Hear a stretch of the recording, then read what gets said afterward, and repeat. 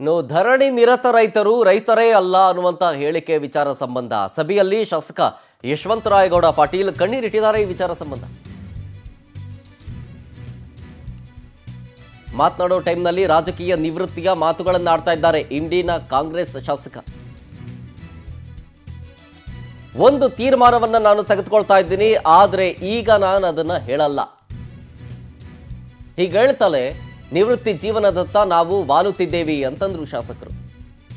ಭೀಮಾಶಂಕರ ಸಹಕಾರಿ ಸಕ್ಕರೆ ಕಾರ್ಖಾನೆ ಅಧ್ಯಕ್ಷರಾಗಿದ್ದಾರೆ ಶಾಸಕರು.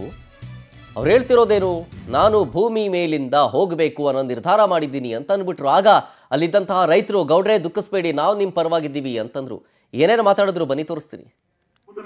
ಎಷ್ಟು ಕೆರೆಗಳು ತುಂಬ್ಯಾವ, ಯಾವ್ಯಾವ ರೈತರು ಪೂಜೆ ಹೋಗಿದ್ರ ಕೆರೆ. ಈ ಭಾಗದ ಅಭಿವೃದ್ಧಿಗಾಗಿ ನಾನು ಏನೇನು ಶ್ರಮಿಸಿನೋ, ನೀರಾವರಿ ಯೋಜನೆಗಳು ಇಂಡಿ ತಾಲೂಕು ಹುಟ್ಟದಾಗ್ರ ಏನೇನ್ ತರ್ಲಕತ್ತಿನ ರೇವಣ ಸಿದ್ದೇಶ್ವರ ಯಾತ್ರೆ ಅವ್ರ ಯೋಜನೆ ಕೆರೆ ತುಂಬುದನ್ನ ಎಷ್ಟು ಕೆರೆಗಳು ತುಂಬ್ಯಾವ, ಯಾವ್ಯಾವ ರೈತರು ಪೂಜೆ ಹೋಗಿದ್ರ ಕೆರೆ. ಅವರ ಹೃದಯದ ಆ ಮಿಡಿತವನ್ನ ಗಮನಿಸಿದ್ದೆ ನಾನು. ನನ್ನ ಸಂತೃಪ್ತಿ ಅದ ನನ್ನ ರಾಜಕಾರಣದ ಜೀವನ. ಇಲ್ಲಿ ನೀರಾವರಿ ಮಾಡಿನೋ, ಸಕ್ಕರೆ ಕಾರ್ಖಾನೆ 40 ವರ್ಷದಿಂದ ತಾರಕಮಾಂದಾಗಿದ್ದದನ್ನ ಗೋಲು ಗೊಮ್ಮಟ್ ಮಾಡಿಲ್ಲ, ಅಸ್ಥಿ ಪಂಚ ಜೀವ ತುಂಬಿಲ್ಲ.